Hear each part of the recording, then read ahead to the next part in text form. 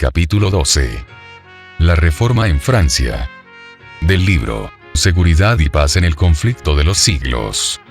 A la protesta de Spira y a la confesión de Augsburgo, que marcaron el triunfo de la Reforma en Alemania, siguieron años de conflicto y obscuridad. El protestantismo, debilitado por las divisiones sembradas entre los que lo sostenían, y atacado por enemigos poderosos, parecía destinado a ser totalmente destruido. Millares sellaron su testimonio con su sangre. Estalló la guerra civil. La causa protestante fue traicionada por uno de sus principales adherentes. Los más nobles de los príncipes reformados cayeron en manos del emperador y fueron llevados cautivos de pueblo en pueblo. Pero en el momento de su aparente triunfo, el monarca fue castigado por la derrota. Vio que la presa se le escapaba de las manos, y al fin tuvo que conceder tolerancia a las doctrinas cuyo aniquilamiento constituyera el gran anhelo de su vida. Había comprometido su reino, sus tesoros, y hasta su misma vida, en la persecución de la herejía, y ahora veía sus tropas diezmadas, agotados sus tesoros, sus muchos reinos amenazados por las revueltas, y entre tanto seguía cundiendo por todas partes la fe que en vano se había esforzado en suprimir. Carlos V estaba combatiendo contra un poder omnipotente. Dios había dicho: haya luz, pero el emperador había procurado impedir que se desvaneciesen las tinieblas. Sus propósitos fallaron, y, en prematura vejez, sintiéndose agotado por tan larga lucha, abdicó el trono, y se encerró en un claustro. En Suiza, lo mismo que en Alemania, vinieron días tenebrosos para la Reforma. Mientras que muchos cantones aceptaban la fe reformada, otros se aferraban ciega y obstinadamente al credo de Roma. Las persecuciones dirigidas contra los que aceptaban la verdad provocaron finalmente una guerra civil. Zwinglio y muchos de los que se habían unido con él en la Reforma sucumbieron en el sangriento campo de Capel. Ecolampadio, abrumado por estos terribles desastres, murió poco después. Roma parecía triunfar y recuperar en muchos lugares lo que había perdido. Pero aquel cuyos consejos son desde el siglo y hasta el siglo, no había abandonado la causa de su pueblo. Su mano le iba a dar libertad. Había levantado en otros países obreros que impulsasen la reforma. En Francia, mucho antes que el nombre de Lutero fuese conocido como el de un reformador, había empezado a amanecer. Uno de los primeros en recibir la luz fue el anciano Lefebvre, hombre de extensos conocimientos, catedrático de la Universidad de París, y sincero y fiel partidario del Papa. En las investigaciones que hizo en la literatura antigua, se despertó su atención por la Biblia e introdujo el estudio de ella entre sus estudiantes. Lefebvre era entusiasta adorador de los santos, y se había consagrado a preparar una historia de estos y de los mártires como la dan las leyendas de la Iglesia. Era esta una obra magna, que requería mucho trabajo, pero ya estaba muy adelantado en ella cuando decidió estudiar la Biblia con el propósito de obtener de ella datos para su libro. En el sagrado libro halló santos, es verdad, pero no como los que figuran en el calendario romano. Un raudal de luz divina penetró en su mente. Perplejo y disgustado abandonó el trabajo que se había impuesto, y se consagró a la palabra de Dios. Pronto comenzó a enseñar las preciosas verdades que encontraba en ella. En 1512, antes que Lutero y Zwinglio empezaran la obra de la Reforma, escribía Lefebvre: Dios es el que da, por la fe, la justicia, que por gracia nos justifica para la vida eterna. Willie, Lib. 13, Capitán 1. Refiriéndose a los misterios de la redención, exclamaba: «Oh grandeza indecible de este cambio! El inocente es condenado, y el culpable queda libre. El que bendice carga con la maldición, y la maldición se vuelve bendición. La vida muere, y los muertos viven. La gloria es envuelta en tinieblas, y el que no conocía más que confusión de rostro, es revestido de gloria». Dauvigné, Lib. 12, Capitán 2. Y al declarar que la gloria de la salvación pertenece solo a Dios, declaraba también que al hombre le incumbe el deber de obedecer. Decía: si eres miembro de la Iglesia de Cristo, eres miembro de su cuerpo, y en tal virtud, estás lleno de la naturaleza divina. Oh, si los hombres pudiesen penetrar en este conocimiento y darse cuenta de este privilegio, cuán pura, casta y santa no sería su vida y cuán despreciable no les parecería toda la gloria de este mundo en comparación con la que está dentro de ellos y que el ojo carnal no puede ver. Y vid. Hubo algunos, entre los discípulos de Lefebvre, que escuchaban con ansia sus palabras, y que mucho después que fuese acallada la voz del maestro, iban a seguir predicando la verdad. Uno de ellos fue Guillermo Farel. Era hijo de padres piadosos y se le había enseñado a aceptar con fe implícita las enseñanzas de la Iglesia. Hubiera podido decir como Pablo: conforme a la más rigurosa secta de nuestra religión he vivido fariseo. Hechos 26, 5. Como devoto romanista se desvelaba por concluir con todos los que se atrevían a oponerse a la Iglesia. Rechinaba los dientes, decía él más tarde, como un lobo furioso, cuando oía que alguno hablaba contra el Papa. Willie, Lib. 13, Capitán 2. Había sido incansable en la adoración de los santos, en compañía de Lefebvre, haciendo juntos el jubileo circular de las iglesias de París, adorando en sus altares y adornando con ofrendas los santos relicarios. Pero estas observancias no podían infundir paz a su alma. Todos los actos de penitencia que practicaba no podían borrar la profunda convicción de pecado que pesaba sobre él. Oyó como una voz del cielo las palabras del Reformador: la salvación es por gracia. El inocente es condenado, y el culpable queda libre. Es solo la cruz de Cristo la que abre las puertas del cielo, y la que cierra las del infierno. Y vid. Farel aceptó gozoso la verdad. Por medio de una conversión parecida a la de Pablo, salió de la esclavitud de la tradición y llegó a la libertad de los hijos de Dios. En vez del sanguinario corazón del lobo hambriento, tuvo, al convertirse, dice él, la mansedumbre de un humilde e inofensivo cordero, libre ya el corazón de toda influencia papista, y entregado a Jesucristo. Dauvigné, Lib. 12, Capitán 3. Entre tanto que Lefebvre continuaba esparciendo entre los estudiantes la luz divina, Farel, tan celoso en la causa de Cristo como lo había sido en la del Papa, se dispuso a predicar la verdad en público.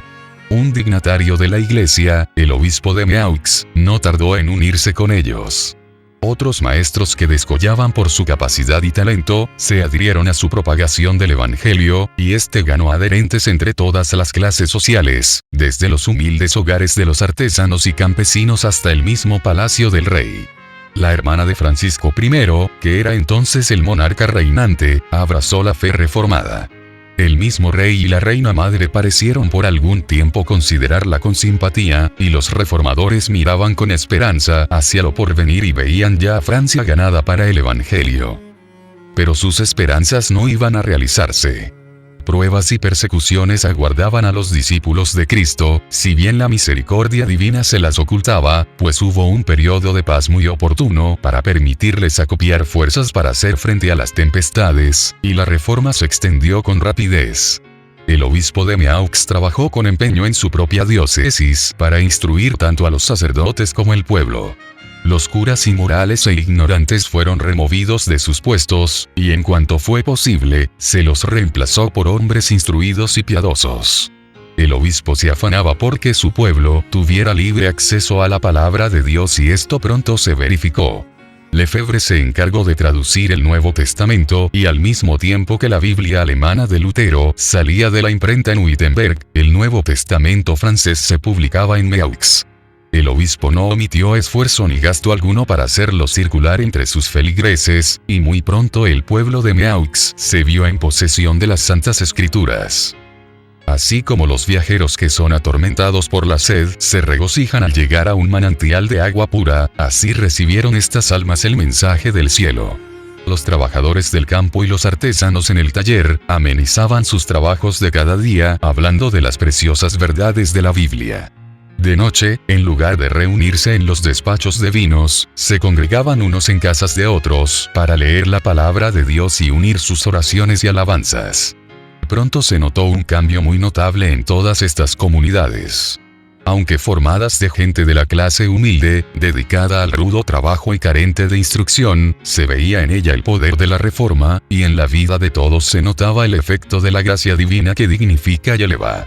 Mansos, amantes y fieles, resultaban ser como un testimonio vivo de lo que el Evangelio puede efectuar en aquellos que lo reciben con sinceridad de corazón. La luz derramada en Meaux iba a extenderse más lejos. Cada día aumentaba el número de los convertidos.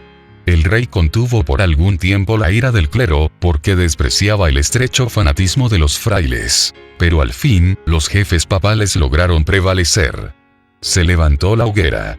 Al obispo de Meaux le obligaron a elegir entre ella y la retractación, y optó por el camino más fácil. Pero a pesar de su caída, el rebaño de este débil pastor se mantuvo firme. Muchos dieron testimonio de la verdad entre las llamas. Con su valor y fidelidad en la hoguera, estos humildes cristianos hablaron a millares de personas que en días de paz no hubieran oído jamás el testimonio de ellos.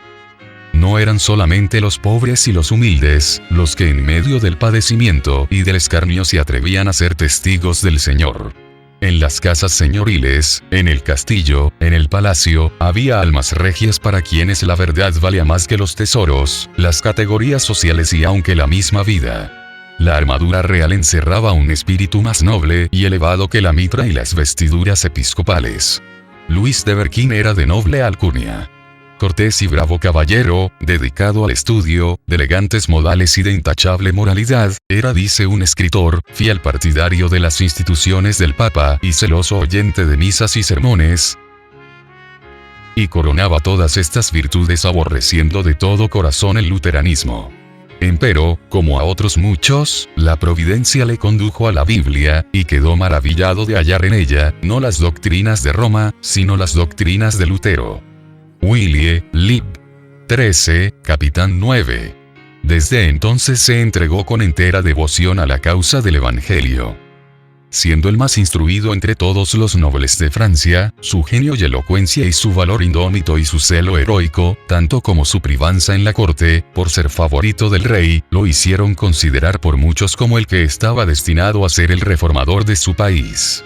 Besa dijo: Berquín hubiera sido un segundo Lutero, de haber hallado en Francisco I un segundo elector.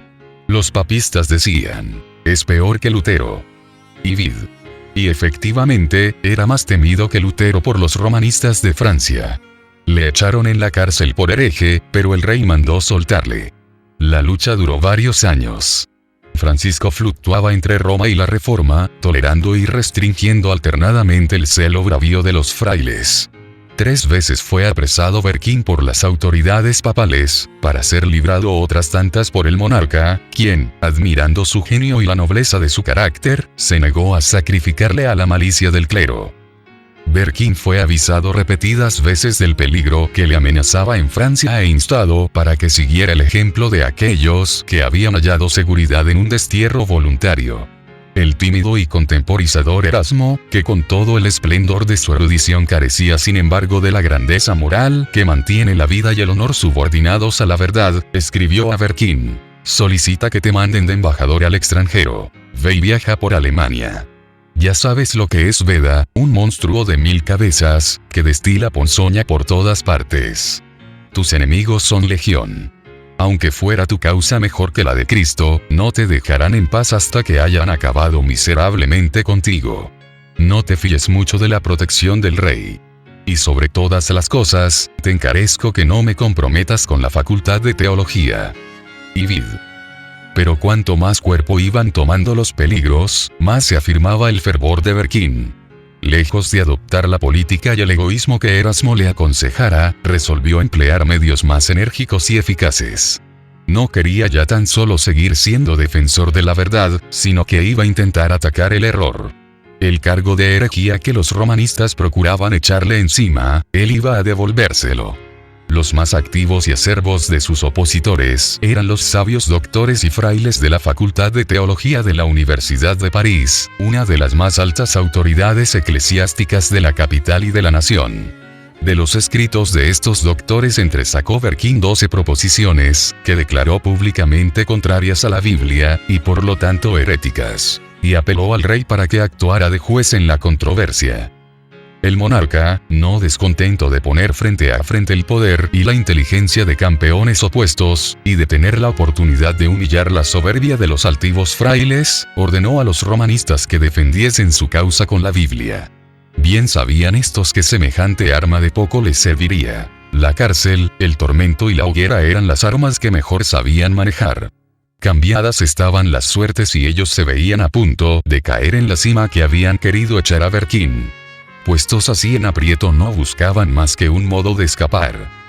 Por aquel tiempo, una imagen de la Virgen, que estaba colocada en la esquina de una calle, amaneció mutilada. Esto produjo gran agitación en la ciudad. Multitud de gente acudió al lugar, dando señales de duelo y de indignación. El mismo rey fue hondamente conmovido. Vieron en esto los monjes una coyuntura favorable para ellos, y se apresuraron en aprovecharla. «Estos son los frutos de las doctrinas de Berquín», exclamaban. «Todo va a ser echado por tierra, la religión, las leyes, el trono mismo, por esta conspiración luterana». Y vid. Berquín fue aprendido de nuevo. El rey salió de París y los frailes pudieron obrar a su gusto. Enjuiciaron al reformador y le condenaron a muerte, y para que Francisco no pudiese interponer su influencia para librarle, la sentencia se ejecutó el mismo día en que fue pronunciada. Al mediodía fue conducido Berquín al lugar de suplicio. Un inmenso gentío se reunió para presenciar el auto, y muchos notaron con turbación y espanto que la víctima había sido escogida de entre las mejores y más valientes familias nobles de Francia. La estupefacción, la indignación, el escarnio y el odio, se pintaban en los semblantes de aquella inquieta muchedumbre. Pero había un rostro sin sombra alguna, pues los pensamientos del mártir estaban muy lejos de la escena del tumulto, y lo único que percibía era la presencia de su Señor. La miserable carreta en que lo llevaban, las miradas de enojo que le echaban sus perseguidores, la muerte espantosa que le esperaba, nada de esto le importaba. El que vive, si bien estuvo muerto, pero ahora vive para siempre y tiene las llaves de la muerte y del infierno, estaba a su lado. El semblante de Berquín estaba radiante de luz y paz del cielo. Vestía lujosa ropa, y llevaba capa de terciopelo, justillo de raso y de damasco, calzas de oro. Dauvigné, Histoire de la Reformation au temps de Calvin, lib. 2, capitán 16. Iba a dar testimonio de su fe en presencia del Rey de Reyes y ante todo el universo, y ninguna señal de duelo empañaba su alegría. Mientras la procesión desfilaba despacio por las calles atestadas de gente, el pueblo notaba maravillado la paz inalterable y el gozo triunfante que se pintaban en el rostro y el continente del mártir. Parece, decían, como si estuviera sentado en el templo meditando en cosas santas. Willie, lib. 13, capitán 9. Ya atado a la estaca, quiso Berquín dirigir unas cuantas palabras al pueblo, pero los monjes, temiendo las consecuencias, empezaron a dar gritos y los soldados entrechocar sus armas, y con esto ahogaron la voz del mártir. Así fue como en 1529, la autoridad eclesiástica y literaria más notable de la culta ciudad de París, dio al populacho de 1793 el vil ejemplo de sofocar en el cadalso las sagradas palabras de los moribundos. Y vid. Berquín fue estrangulado y su cuerpo entregado a las llamas. La noticia de su muerte entristeció a los amigos de la Reforma en todas partes de Francia. Pero su ejemplo no quedó sin provecho. También nosotros estamos listos, decían los testigos de la verdad, para recibir la muerte con gozo, poniendo nuestros ojos en la vida venidera. Dauvigné, y vid. Durante la persecución en Meaux, se prohibió a los predicadores de la Reforma que siguieran en su obra de propaganda, por lo cual fueron a establecerse en otros campos de acción. Lefebvre, al cabo de algún tiempo, se dirigió a Alemania, y Farel volvió a su pueblo natal, en el este de Francia para esparcir la luz en la tierra de su niñez. Ya se había sabido lo que estaba ocurriendo en Meaux, y por consiguiente la verdad, que él enseñaba sin temor, encontró adeptos. Muy pronto las autoridades le impusieron silencio y le echaron de la ciudad. Ya que no podía trabajar en público, se puso a recorrer los valles y los pueblos, enseñando en casas particulares y en apartados campos, hallando abrigo en los bosques y en las cuevas de las peñas de él conocidos desde que los frecuentara en los años de su infancia. Dios le preparaba para mayores pruebas. Las penas, la persecución y todas las acechanzas del diablo, con las que se me amenaza, no han escaseado, decía él, y hasta han sido mucho más severas de lo que yo con mis propias fuerzas hubiera podido sobrellevar. Pero Dios es mi Padre. Él me ha suministrado y seguirá suministrándome las fuerzas que necesite. Dauvigné, Histoire de la Reformation au 16e siècle, lib. 12, capitán 9. Como en los tiempos apostólicos, la persecución había redundado en bien del adelanto del Evangelio. Filipenses 1:12. Expulsados de París y Meaux, los que fueron esparcidos, iban por todas partes anunciando la palabra. Hechos 8:4. Y de esta manera la verdad se abrió paso en muchas de las remotas provincias de Francia. Dios estaba preparando aún más obreros para extender su causa. En una de las escuelas de París hallábase un joven formal, de ánimo tranquilo, que daba muestras evidentes de poseer una mente poderosa y perspicaz, y que no era menos notable por la pureza de su vida que por su actividad intelectual y su devoción religiosa. Su talento y aplicación hicieron pronto de él un motivo de orgullo para el colegio, y se susurraba entre los estudiantes que Juan Calvino sería un día uno de los más capaces y más ilustres defensores de la Iglesia. Pero un rayo de luz divina penetró aún dentro de los muros del escolasticismo y de la superstición que encerraban a Calvino. Estremecióse al oír las nuevas doctrinas, sin dudar nunca que los herejes merecieran el fuego al que eran entregados. Y, no obstante, sin saber cómo, tuvo que habérselas con la herejía y se vio obligado a poner a prueba el poder de la teología romanista para rebatir la doctrina protestante. Hallábase en París un primo hermano de Calvino, que se había unido con los reformadores. Ambos parientes se reunían con frecuencia para discutir las cuestiones que perturbaban a la cristiandad. No hay más que dos religiones en el mundo, decía Olivetan, el protestante. Una, que los hombres han inventado, y según la cual se salva el ser humano por medio de ceremonias y buenas obras. La otra es la que está revelada en la Biblia y que enseña al hombre a no esperar su salvación, sino de la gracia soberana de Dios. No quiero tener nada que ver con ninguna de vuestras nuevas doctrinas, respondía Calvino. ¿Creéis que he vivido en el error todos los días de mi vida? Willie, Lib. 13, Capitán 7. Pero habíanse despertado en su mente pensamientos que ya no podía desterrar de ella. A solas en su aposento meditaba en las palabras de su primo. El sentimiento del pecado se había apoderado de su corazón. Se veía sin intercesor en presencia de un juez santo y justo. La mediación de los santos, las buenas obras, las ceremonias de la iglesia, todo ello le parecía ineficaz para expiar el pecado. Ya no veía ante sí mismo sino la lobreguez de una eterna desesperación. En vano se esforzaban los doctores de la iglesia por aliviarle de su pena. En vano recurría a la confesión y a la penitencia. Estas cosas no pueden reconciliar al alma con Dios. Aún estaba Calvino empeñado en tan infructuosas luchas, cuando un día en que por casualidad pasaba por una plaza pública, presenció la muerte de un hereje en la hoguera. Se llenó de admiración al ver la expresión de paz que se pintaba en el rostro del mártir. En medio de las torturas de una muerte espantosa, y bajo la terrible condenación de la iglesia, daba el mártir pruebas de una fe y de un valor que el joven estudiante comparaba con dolor con su propia desesperación y con las tinieblas en que vivía, a pesar de su estricta obediencia a los mandamientos de la iglesia.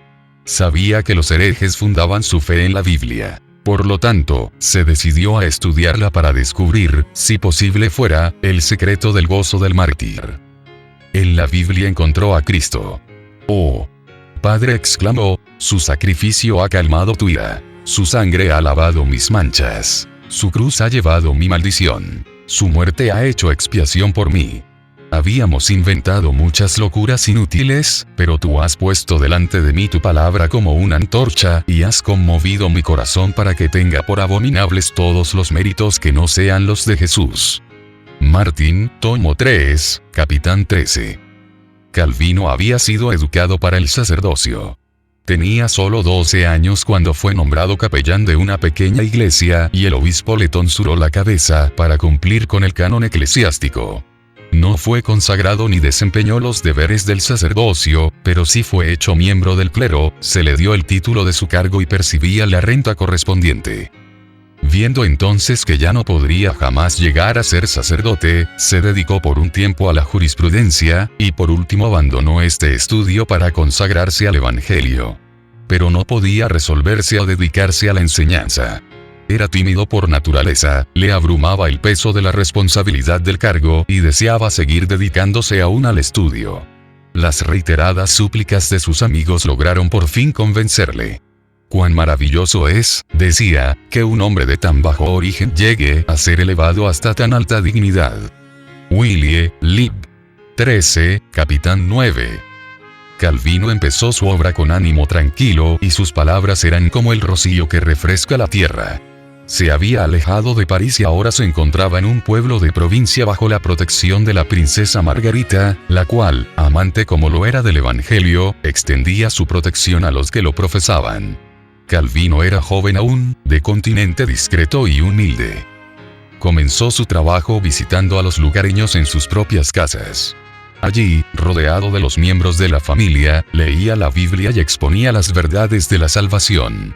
Los que oían el mensaje, llevaban las buenas nuevas a otros, y pronto el maestro fue más allá, a otros lugares, predicando en los pueblos y villorrios. Se le abrían las puertas de los castillos y de las chozas, y con su obra colocaba los cimientos de iglesias, de donde iban a salir más tarde los valientes testigos de la verdad. A los pocos meses estaba de vuelta en París. Reinaba gran agitación en el círculo de literatos y estudiantes. Un estudio de los idiomas antiguos había sido causa de que muchos fijaran su atención en la Biblia, y no pocos, cuyos corazones no habían sido conmovidos por las verdades de aquella, las discutían con interés y aún se atrevían a desafiar a los campeones del romanismo. Calvino, si bien muy capaz para luchar en el campo de la controversia religiosa, tenía que desempeñar una misión más importante que la de aquellos bulliciosos estudiantes. Los ánimos se sentían confundidos, y había llegado el momento oportuno de enseñarles la verdad. Entre tanto que en las aulas de la universidad repercutían las disputas de los teólogos, Calvino se abría paso de casa en casa, leyendo la Biblia al pueblo y hablándole de Cristo y de este crucificado. Por la providencia de Dios, París iba a recibir otra invitación para aceptar el Evangelio. El llamamiento de Lefebvre y Farel había sido rechazado, pero nuevamente el mensaje iba a ser oído en aquella gran capital por todas las clases de la sociedad. Llevado por consideraciones políticas, el reino estaba enteramente al lado de Roma contra la Reforma. Margarita abrigaba aún la esperanza de que el protestantismo triunfaría en Francia. Resolvió que la fe reformada fuera predicada en París. Ordenó durante la ausencia del rey que un ministro protestante predicase en las iglesias de la ciudad. Pero habiéndose opuesto a esto los dignatarios papales, la princesa abrió entonces las puertas del palacio. Dispúsose uno de los salones para que sirviera de capilla y se dio aviso que cada día, a una hora señalada, se predicaría un sermón, al que podían acudir las personas de toda jerarquía y posición. Muchedumbres asistían a las predicaciones. No solo se llenaba la capilla, sino que las antesalas y los corredores eran invadidos por el gentío. Millares se congregaban diariamente, nobles, magistrados, abogados, comerciantes y artesanos. El rey, en vez de prohibir estas reuniones, dispuso que 2 de las iglesias de París fuesen afectadas a este servicio. Antes de esto la ciudad no había sido nunca conmovida de modo semejante por la palabra de Dios. El espíritu de vida que descendía del cielo parecía soplar sobre el pueblo. La templanza, la pureza, el orden y el trabajo iban sustituyendo a la embriaguez, al libertinaje, a la contienda y a la pereza. Pero el clero no descansaba. Como el rey se negase a hacer cesar las predicaciones, apeló entonces al populacho. No perdonó medio alguno para despertar los temores, los prejuicios y el fanatismo de las multitudes ignorantes y supersticiosas. Siguiendo ciegamente a sus falsos maestros, París, como en otro tiempo Jerusalén, no conoció el tiempo de su visitación ni las cosas que pertenecían a su paz. Durante 2 años fue predicada la palabra de Dios en la capital, pero si bien muchas personas aceptaban el Evangelio, la mayoría del pueblo lo rechazaba. Francisco había dado pruebas de tolerancia por mera conveniencia personal, y los papistas lograron al fin recuperar su privanza. De nuevo fueron clausuradas las iglesias y se levantó la hoguera. Calvino permanecía aún en París, preparándose por medio del estudio, la oración y la meditación, para su trabajo futuro, y seguía derramando luz. Pero, al fin, se hizo sospechoso. Las autoridades acordaron entregarlo a las llamas. Creyéndose seguro en su retiro, no pensaba en el peligro, cuando sus amigos llegaron apresurados a su estancia para darle aviso de que llegaban emisarios para aprenderle. En aquel instante se oyó que llamaban con fuerza en el zaguán. No había pues ni un momento que perder. Algunos de sus amigos detuvieron a los emisarios en la puerta, mientras otros le ayudaban a descolgarse por una ventana, para huir luego precipitadamente hacia las afueras de la ciudad. Encontrando refugio en la choza de un labriego, amigo de la Reforma, se disfrazó con la ropa de él, y llevando al hombro un azadón, emprendió viaje. Caminando hacia el sur volvió a hallar refugio en los dominios de Margarita. Véase Daubigné, Histoire de la Reformation au temps de Calvin, lib. 2, capitán 30. Allí permaneció varios meses, seguro bajo la protección de amigos poderosos, y ocupado como anteriormente en el estudio. Empero su corazón estaba empeñado en evangelizar a Francia y no podía permanecer mucho tiempo inactivo.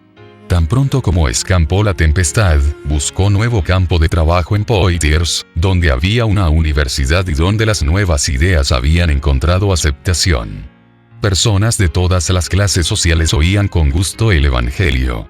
No había predicación pública, pero en casa del magistrado principal, en su propio aposento, y a veces en un jardín público, explicaba Calvino las palabras de vida eterna a aquellos que deseaban oírlas.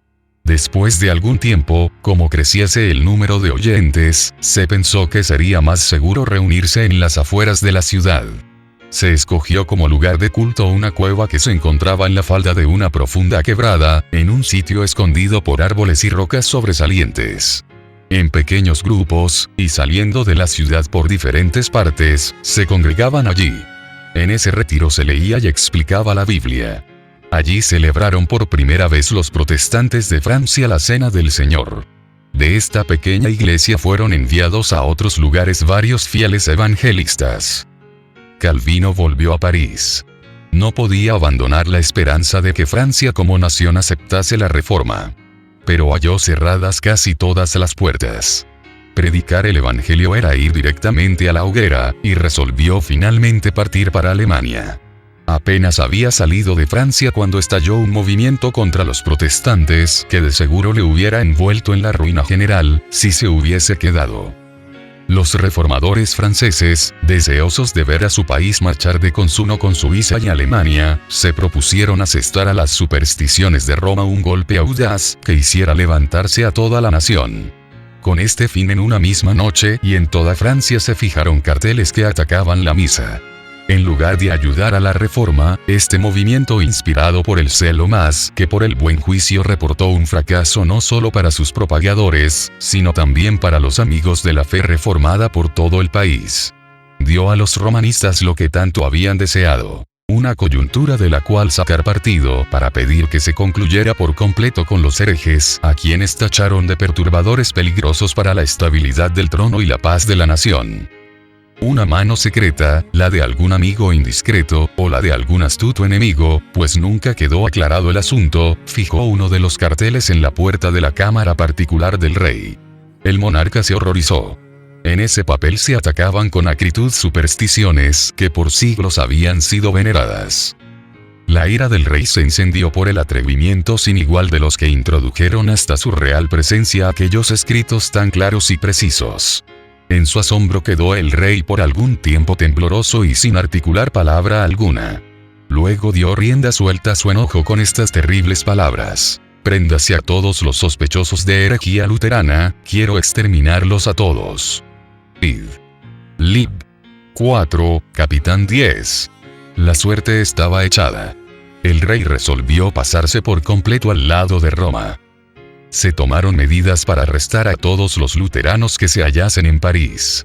Un pobre artesano, adherente a la fe reformada, que tenía por costumbre convocar a los creyentes para que se reuniesen en sus asambleas secretas, fue apresado e, intimidándolo con la amenaza de llevarlo inmediatamente a la hoguera, se le ordenó que condujese a los emisarios papales a la casa de todo protestante que hubiera en la ciudad. Se estremeció de horror al oír la vil proposición que se le hacía. Pero, al fin, vencido por el temor de las llamas, consintió en convertirse en traidor de sus hermanos. Precedido por la hostia, y rodeado de una compañía de sacerdotes, monaguillos, frailes y soldados, Morin, el policía secreto del rey, junto con el traidor, recorrían despacio y sigilosamente las calles de la ciudad. Era aquello una ostensible demostración en honor del Santo Sacramento en desagravio por el insulto que los protestantes lanzaran contra la misa. Aquel espectáculo, sin embargo, no servía más que para disfrazar los aviesos fines. Al pasar frente a la casa de un luterano, el traidor hacía una señal, pero no pronunciaba palabra alguna. La procesión se detenía, entraban en la casa, sacaban a la familia y la encadenaban, y la terrible compañía seguía adelante en busca de nuevas víctimas. No perdonaron casa, grande ni chica, ni los departamentos de la Universidad de París. Morin hizo temblar la ciudad. Era el reinado del terror. Y vid. Las víctimas sucumbían en medio de terribles tormentos, pues se había ordenado a los verdugos que las quemasen a fuego lento para que se prolongara su agonía. Pero morían como vencedores. No menguaba su fe, ni desmayaba su confianza.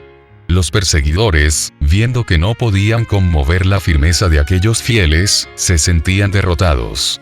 Se erigieron cadalsos en todos los barrios de la ciudad de París, y se quemaban herejes todos los días con el fin de sembrar el terror entre los partidarios de las doctrinas heréticas, multiplicando las ejecuciones. Sin embargo, al fin la ventaja fue para el Evangelio. Todo París pudo ver qué clase de hombres eran los que abrigaban en su corazón las nuevas enseñanzas. No hay mejor púlpito que la hoguera de los mártires. El gozo sereno que iluminaba los rostros de aquellos hombres cuando se les conducía al lugar de la ejecución, su heroísmo cuando eran envueltos por las llamas, su mansedumbre para perdonar las injurias, cambiaba no pocas veces, el enojo en lástima, el odio en amor, y hablaba con irresistible elocuencia en pro del Evangelio. Willie, Lib. 13, Capitán 20. Con el fin de atizar aún más la furia del pueblo, los sacerdotes hicieron circular las más terribles calumnias contra los protestantes. Los culpaban de querer asesinar a los católicos, derribar al gobierno y matar al rey. Ni sombra de evidencia podían presentar en apoyo de tales asertos. Sin embargo, resultaron siniestras profecías que iban a tener su cumplimiento, pero en circunstancias diferentes y por muy diversas causas. Las crueldades que los católicos infligieron a los inocentes protestantes acumularon en su contra la debida retribución, y en siglos posteriores se verificó el juicio que habían predicho que sobrevendría sobre el rey, sobre los súbditos y sobre el gobierno. Pero dicho juicio se debió a los incrédulos y a los mismos papistas. No fue por el establecimiento, sino por la supresión del protestantismo, por lo que 3 siglos más tarde habían de venir sobre Francia tan espantosas calamidades. Todas las clases sociales se encontraban ahora presa de la sospecha, la desconfianza y el terror. En medio de la alarma general se notó cuán profundamente se habían arraigado las enseñanzas luteranas en las mentes de los hombres que más se distinguían por su brillante educación, su influencia y la superioridad de su carácter. Los puestos más honrosos y de más confianza quedaron de repente vacantes. Desaparecieron artesanos, impresores, literatos, catedráticos de las universidades, autores, y hasta cortesanos. A centenares salían huyendo de París, desterrándose voluntariamente de su propio país, dando así en muchos casos la primera indicación de que estaban en favor de la reforma. Los papistas se admiraban al ver a tantos herejes, de quienes no habían sospechado y que habían sido tolerados entre ellos. Su ira se descargó sobre la multitud de humildes víctimas que había a su alcance. Las cárceles quedaron atestadas y el aire parecía obscurecerse con el humo de tantas hogueras en que se hacía morir a los que profesaban el Evangelio. Francisco I se vanagloriaba de ser uno de los caudillos del gran movimiento que hizo revivir las letras a principios del siglo XVI. Tenía especial deleite en reunir en su corte a literatos de todos los países. A su empeño de saber, y al desprecio que le inspiraba la ignorancia y la superstición de los frailes se debía, siquiera en parte, el grado de tolerancia que había concedido a los reformadores.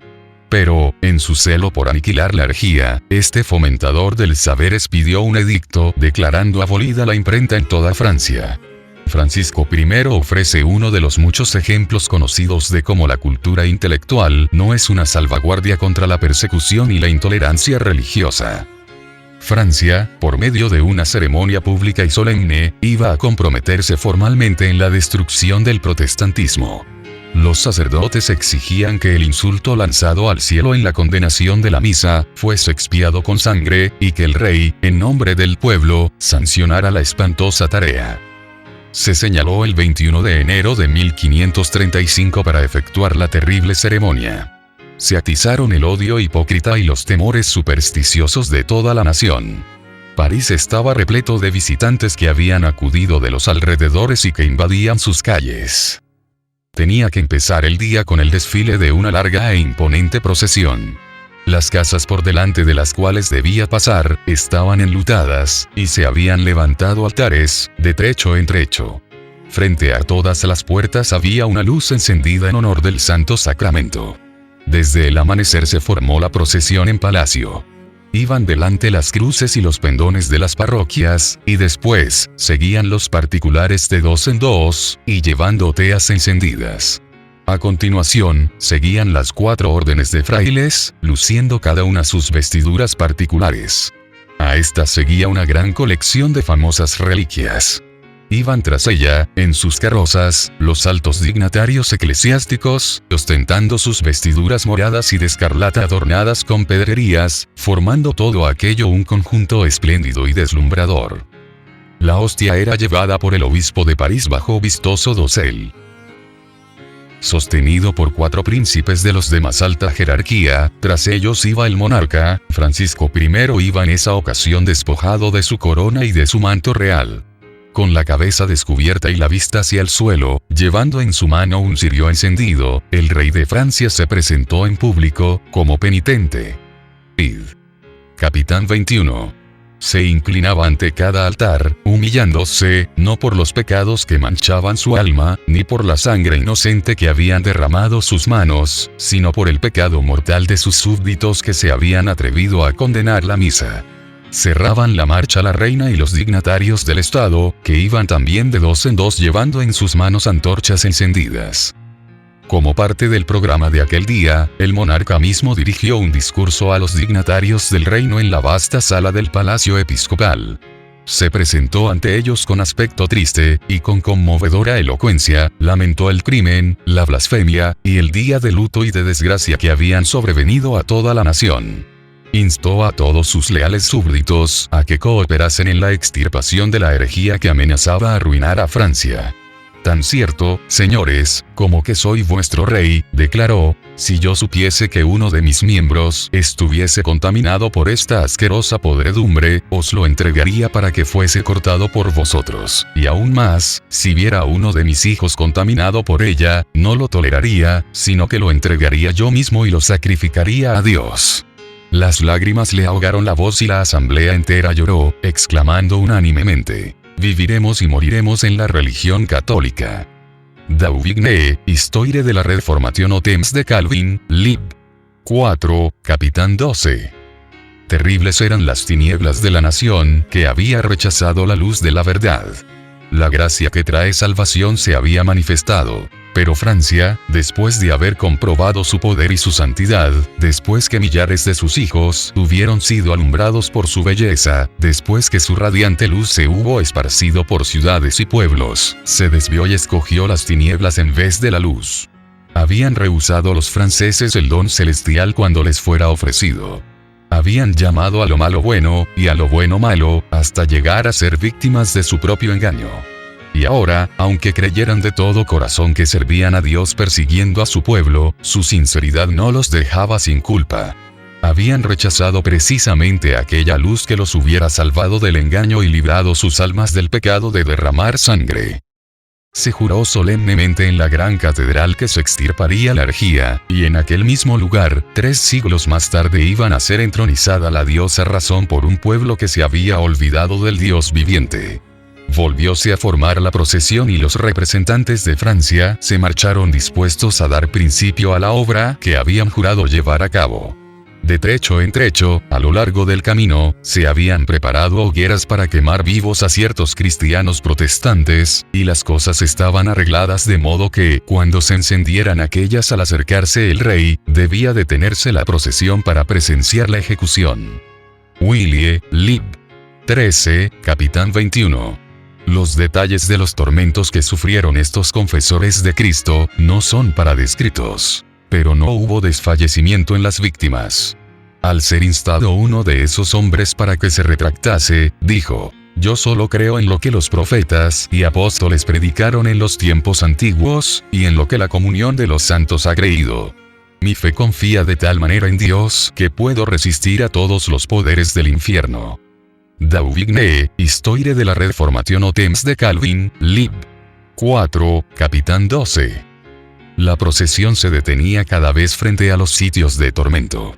Al volver al lugar de donde había partido, el palacio real, se dispersó la muchedumbre y se retiraron el rey y los prelados, satisfechos de los autos de aquel día y congratulándose entre sí porque la obra así comenzada se proseguiría hasta lograrse la completa destrucción de la herejía. El evangelio de paz que Francia había rechazado iba a ser arrancado de raíz, lo que acarrearía terribles consecuencias. El 21 de enero de 1793, es decir, a los 258 años cabales, contados desde aquel día en que Francia entera se comprometiera a perseguir a los reformadores, otra procesión, organizada con un fin muy diferente, atravesaba las calles de París.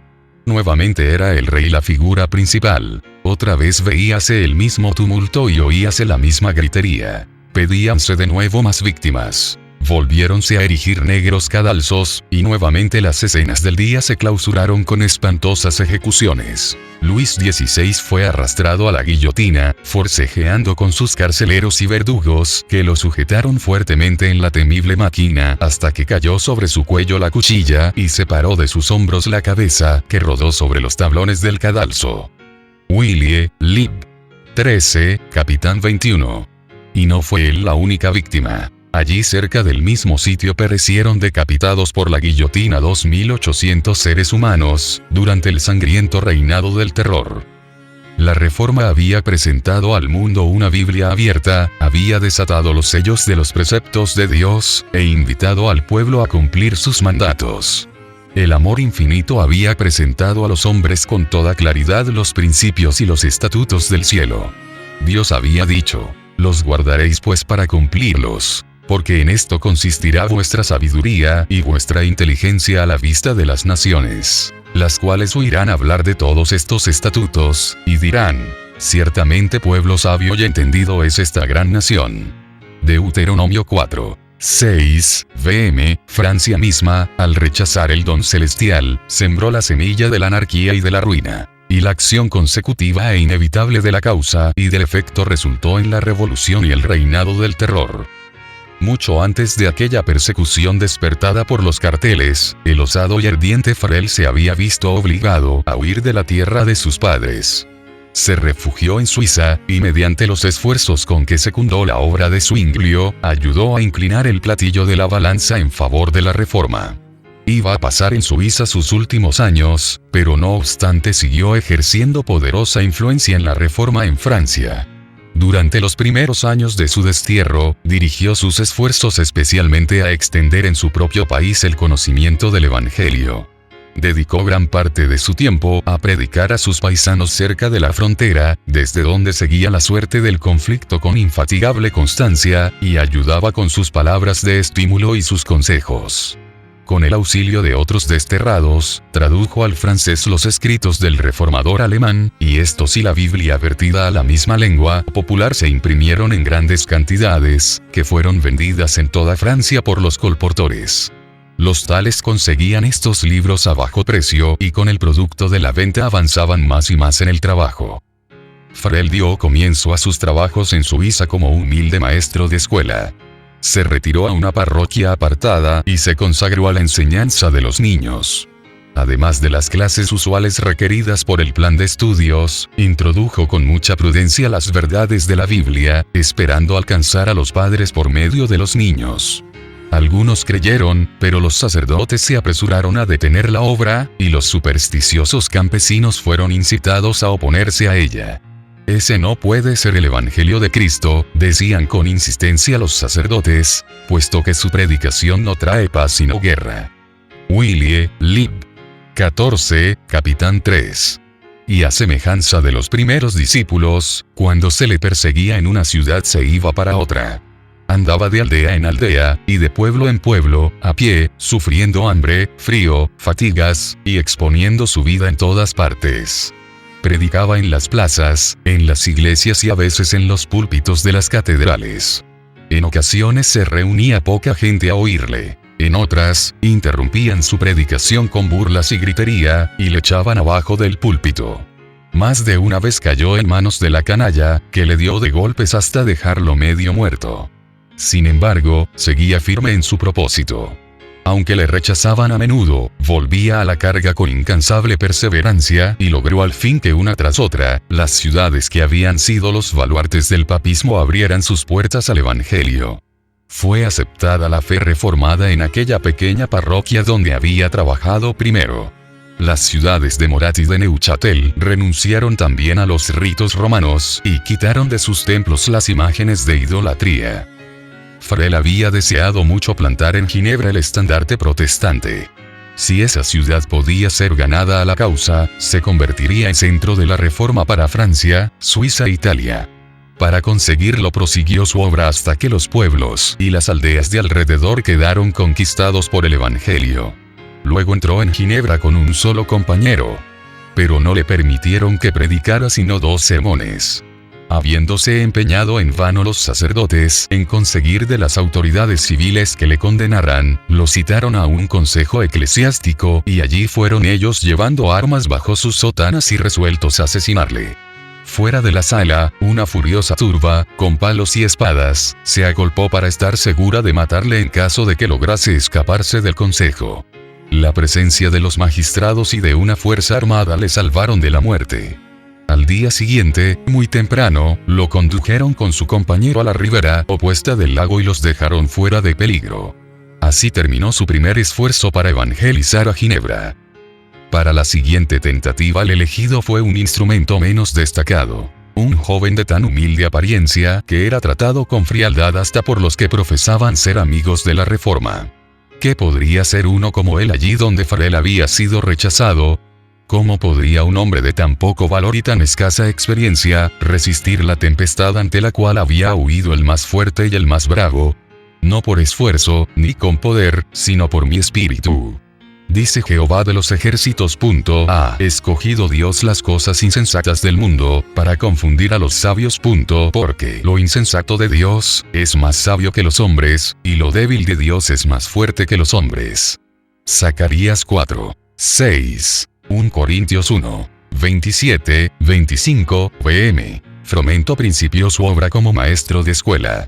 Las verdades que inculcaba a los niños en la escuela, ellos las repetían en sus hogares. No tardaron los padres en acudir a escuchar la explicación de la Biblia, hasta que la sala de la escuela se llenó de atentos oyentes. Se distribuyeron gratis folletos y Nuevos Testamentos, que alcanzaron a muchos que no se atrevían a venir públicamente a oír las nuevas doctrinas. Después de algún tiempo también este sembrador tuvo que huir, pero las verdades que había propagado quedaron grabadas en la mente del pueblo. La reforma se había establecido e iba a desarrollarse y fortalecerse. Volvieron los predicadores, y merced a sus trabajos, el culto protestante se arraigó finalmente en Ginebra. La ciudad se había declarado ya partidaria de la Reforma cuando Calvino, después de varios trabajos y vicisitudes, penetró en ella. Volvía de su última visita a su tierra natal y dirigía hacia Basilea, cuando hallando el camino invadido por las tropas de Carlos B, tuvo que hacer un rodeo y pasar por Ginebra. En esta visita reconoció Farel la mano de Dios. Aunque Ginebra había aceptado ya la fe reformada, quedaba aún una gran obra por hacer. Los hombres se convierten a Dios por individuos y no por comunidades. La obra de regeneración debe ser realizada en el corazón y en la conciencia por el poder del Espíritu Santo, y no por decretos de concilios. Si bien el pueblo ginebrino había desechado el yugo de Roma, no por eso estaba dispuesto a renunciar también a los vicios que florecieran en su seno bajo el dominio de aquella. Y no era obra de poca monta la de implantar entre aquel pueblo los principios puros del Evangelio, y prepararlo para que ocupara dignamente el puesto a que la providencia parecía llamarle. Farel estaba seguro de haber hallado en Calvino a uno que podría unírsele en esta empresa. En el nombre de Dios rogó al joven evangelista que se quedase allí a trabajar. Calvino retrocedió alarmado. Era tímido y amigo de la paz, y quería evitar el trato con el espíritu atrevido, independiente y hasta violento de los ginebrinos. Por otra parte, su poca salud y su afición al estudio le inclinaban al retraimiento. Creyendo que con su pluma podría servir mejor a la causa de la reforma, deseaba encontrar un sitio tranquilo donde dedicarse al estudio, y desde allí, por medio de la prensa, instruir y edificar a las iglesias. Pero la solemne amonestación de Farel le pareció un llamamiento del cielo, y no se atrevió a oponerse a él. Le pareció, según dijo, como si la mano de Dios se hubiera extendido desde el cielo y le sujetase para detenerle precisamente en aquel lugar que con tanta impaciencia quería dejar. Dauvigné, Histoire de la Reformation au temps de Calvin, lib. 9, capitán 17. La causa protestante se veía entonces rodeada de grandes peligros. Los anatemas del Papa tronaban contra Ginebra, y poderosas naciones amenazaban destruirla. ¿Cómo iba tan pequeña ciudad a resistir a la poderosa jerarquía que tan a menudo había sometido a reyes y emperadores? ¿Cómo podría vencer los ejércitos de los grandes capitanes del siglo? En toda la cristiandad se veía amenazado el protestantismo por formidables enemigos. Pasados los primeros triunfos de la Reforma, Roma reunió nuevas fuerzas con la esperanza de acabar con ella. Entonces fue cuando nació la orden de los jesuitas, que iba a ser el más cruel, el menos escrupuloso y el más formidable de todos los campeones del papado. Libres de todo lazo terrenal y de todo interés humano, insensibles a la voz del afecto natural, sordos a los argumentos de la razón y a la voz de la conciencia, no reconocían los miembros más ley, ni más sujeción que las de su orden, y no tenían más preocupación que la de extender su poderío. Véase el apéndice. El Evangelio de Cristo había capacitado a sus adherentes para arrostrar los peligros y soportar los padecimientos, sin desmayar por el frío, el hambre, el trabajo o la miseria, y para sostener con denuedo el estandarte de la verdad frente al potro, al calabozo y a la hoguera. Para combatir contra estas fuerzas, el jesuitismo inspiraba a sus adeptos un fanatismo tal, que los habilitaba para soportar peligros similares y oponer al poder de la verdad todas las armas del engaño. Para ellos ningún crimen era demasiado grande, ninguna mentira demasiado vil, ningún disfraz demasiado difícil de llevar. Ligados por votos de pobreza y de humildad perpetuas, estudiaban el arte de adueñarse de la riqueza y del poder para consagrarlos a la destrucción del protestantismo y al restablecimiento de la supremacía papal. Al darse a conocer como miembros de la orden, se presentaban con cierto aire de santidad, visitando las cárceles, atendiendo a los enfermos y a los pobres, haciendo profesión de haber renunciado al mundo, y llevando el sagrado nombre de Jesús, de aquel que anduvo haciendo bienes. Pero bajo esta fingida mansedumbre, ocultaban a menudo propósitos criminales y mortíferos. Era un principio fundamental de la orden, que el fin justifica los medios. Según dicho principio, la mentira, el robo, el perjurio y el asesinato, no solo eran perdonables, sino dignos de ser recomendados. Siempre que vieran los intereses de la Iglesia. Con muy diversos disfraces se introducían los jesuitas en los puestos del Estado, elevándose hasta la categoría de consejeros de los reyes, y dirigiendo la política de las naciones. Se hacían criados para convertirse en espías de sus señores. Establecían colegios para los hijos de príncipes y nobles, y escuelas para los del pueblo. Y los hijos de padres protestantes eran inducidos a observar los ritos romanistas. Toda la pompa exterior desplegada en el culto de la Iglesia de Roma se aplicaba a confundir la mente y ofuscar y embaucar la imaginación, para que los hijos traicionaran aquella libertad por la cual sus padres habían trabajado y derramado su sangre. Los jesuitas se esparcieron rápidamente por toda Europa y doquiera iban lograban reavivar el papismo. Para otorgarles más poder, se expidió una bula que restablecía la Inquisición. Véase el apéndice. No obstante, el odio general que inspiraba, aún en los países católicos, el terrible tribunal fue restablecido por los gobernantes obedientes al Papa. Y muchas atrocidades demasiado terribles para cometerse a la luz del día, volvieron a perpetrarse en los secretos y obscuros calabozos. En muchos países, miles y miles de representantes de la flor y nata de la nación, de los más puros y nobles, de los más inteligentes y cultos, de los pastores más piadosos y abnegados, de los ciudadanos más patriotas e industriosos, de los más brillantes literatos, de los artistas de más talento y de los artesanos más expertos, fueron asesinados o se vieron obligados a huir a otras tierras. Estos eran los medios de que se valía Roma para apagar la luz de la Reforma, para privar de la Biblia a los hombres, y restaurar la ignorancia y la superstición de la Edad Media. Empero, debido a la bendición de Dios y al esfuerzo de aquellos nobles hombres que él había suscitado para suceder a Lutero, el protestantismo no fue vencido. Esto no se debió al favor ni a las armas de los príncipes. Los países más pequeños, las naciones más humildes e insignificantes, fueron sus baluartes. La pequeña Ginebra, a la que rodeaban poderosos enemigos que tramaban su destrucción. Holanda en sus bancos de arena del Mar del Norte, que luchaba contra la tiranía de España, el más grande y el más opulento de los reinos de aquel tiempo. La glacial y estéril Suecia, esas fueron las que ganaron victorias para la Reforma. Calvino trabajó en Ginebra por cerca de 30 años. Primero para establecer una iglesia que se adhiriese a la moralidad de la Biblia, y después para fomentar el movimiento de la Reforma por toda Europa. Su carrera como caudillo público no fue inmaculada, ni sus doctrinas estuvieron exentas de error.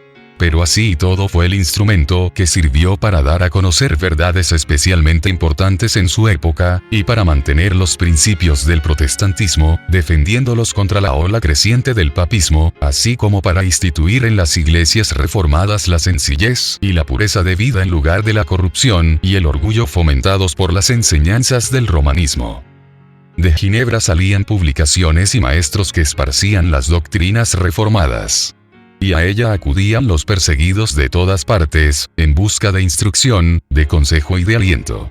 La ciudad de Calvino se convirtió en refugio para los reformadores, que en toda la Europa occidental eran objeto de persecución. Huyendo de las tremendas tempestades que siguieron desencadenándose por varios siglos, los fugitivos llegaban a las puertas de Ginebra. Desfallecientes de hambre, heridos, expulsados de sus hogares, separados de los suyos, eran recibidos con amor y se les cuidaba con ternura. Y hallando allí un hogar, eran una bendición para aquella su ciudad adoptiva, por su talento, su sabiduría y su piedad. Muchos de los que se refugiaron allí regresaron a sus propias tierras para combatir la tiranía de Roma. Juan Knox, el valiente reformador de Escocia, no pocos de los puritanos ingleses, los protestantes de Holanda y de España y los hugonotes de Francia, llevaron de Ginebra la antorcha de la verdad con que desvanecer las tinieblas en sus propios países.